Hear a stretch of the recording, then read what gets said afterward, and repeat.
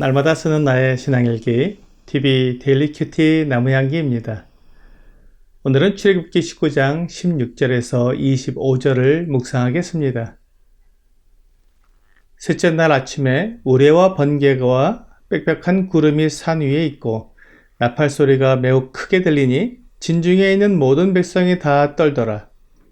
모세가 하나님을 맞으려고 백성을 거느리고 진에서 나오매 그들이 산 기슭에 서 있는데 시내산에 연기가 자욱하니 여호와께서 불 가운데서 거기 강림하심이라. 그 연기가 옹기까마 연기같이 떠오르고 온 산이 크게 진동하며 나팔 소리가 점점 커질 때 모세가 말한즉 하나님이 음성으로 대답하시더라. 여호와께서 시내산 곧 그 산 꼭대기에 강림하시고 모세를 그리로 부르시니 모세가 올라가매 여호와께서 모세에게 이르시되 내려가서 백성을 경고하라. 백성이 밀고 들어와 나 여호와에게로 와서 보려고 하다가 많이 죽을까 하노라. 또 여호와에게 가까이 하는 제사장들에게 그 몸을 성결히 하게 하라. 나 여호와가 그들을 칠까 하노라. 모세가 여호와께 아뢰되 주께서 우리에게 명령하여 이르시기를 산 주위에 경계를 세워 산을 거룩하게 하라 하셨사온즉 백성이 시내산에 오르지 못하리이다. 여호와께서 그에게 이르시되 가라. 너는 내려가서 아론과 함께 올라오고 제사장들과 백성에게는 경계를 넘어 나 여호와에게로 올라오지 못하게 하라. 내가 그들을 칠까 하노라. 모세가 백성에게 내려가서 그들에게 알리니라. 하나님께서 약속하신 셋째 날에 빽빽한 구름 사이로 불 가운데 시내산 꼭대기에 강림하셨습니다. 하나님은 거기에서 모세를 올라오라고 부르셨습니다. 하나님께서 모세에게 이스라엘 백성들이 하나님을 보려고 시내산에 올라오지 못하게 경고하라고 말씀하셨습니다.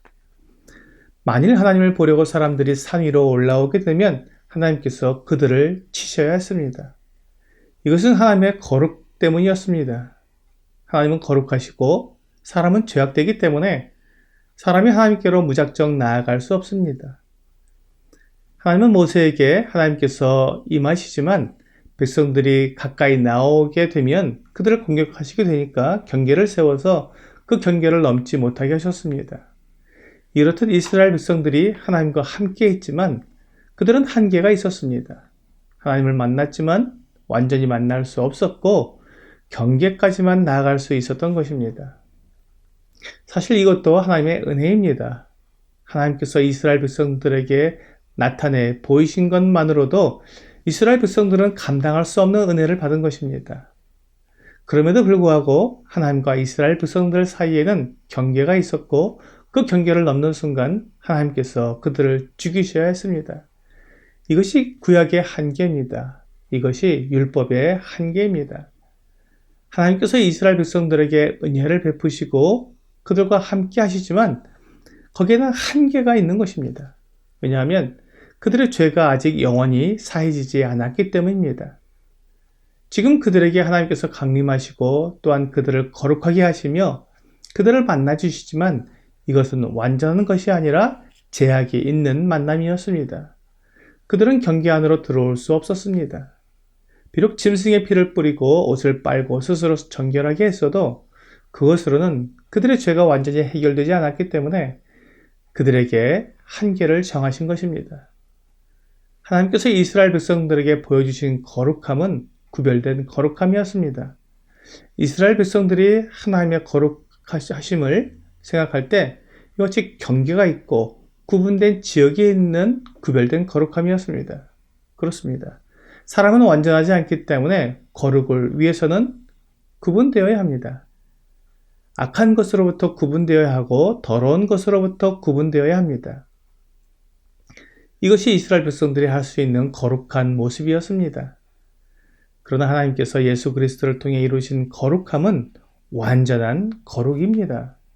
히브리서 9장 9절은 이 장막은 현재까지의 비유니 이에 따라 드리는 예물과 제사는 섬기는 자를 그 양심상 온전하게 할 수 없나니 라고 말씀하시므로 구약의 율법을 통해서는 완전히 거룩하게 할 수 없음을 보여주고 있습니다.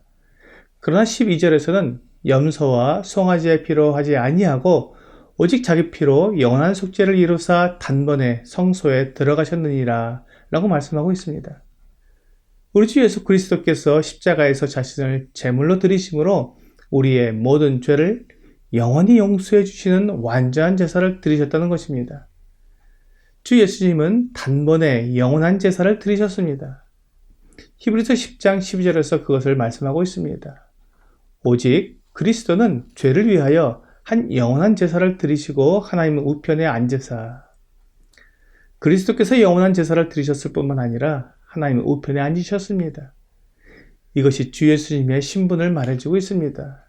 주 예수님께서 하나님의 아들이시라는 것을 이보다 더 확실하게 보여주는 것이 없습니다.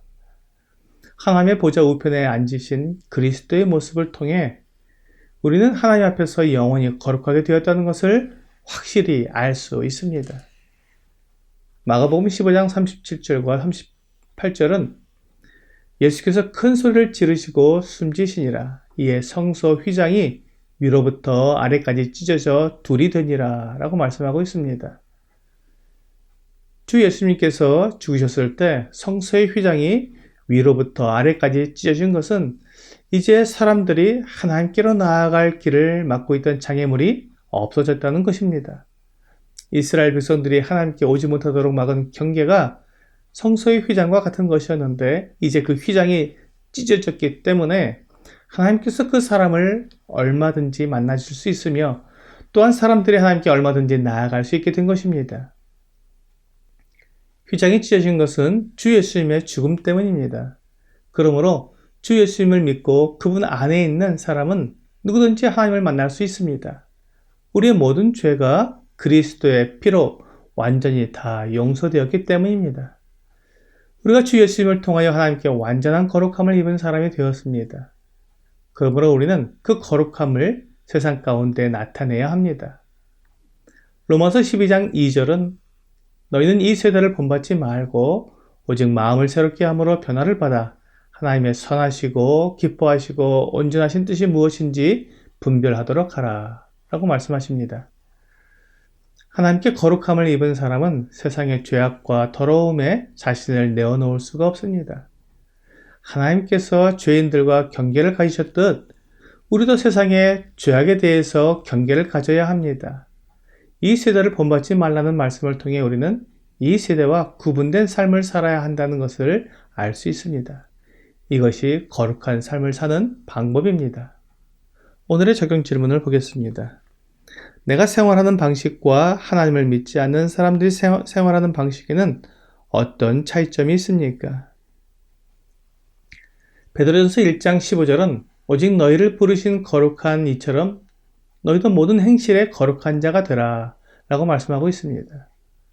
하나님처럼 세상의 죄와 더러움과 구분된 삶이 필요합니다.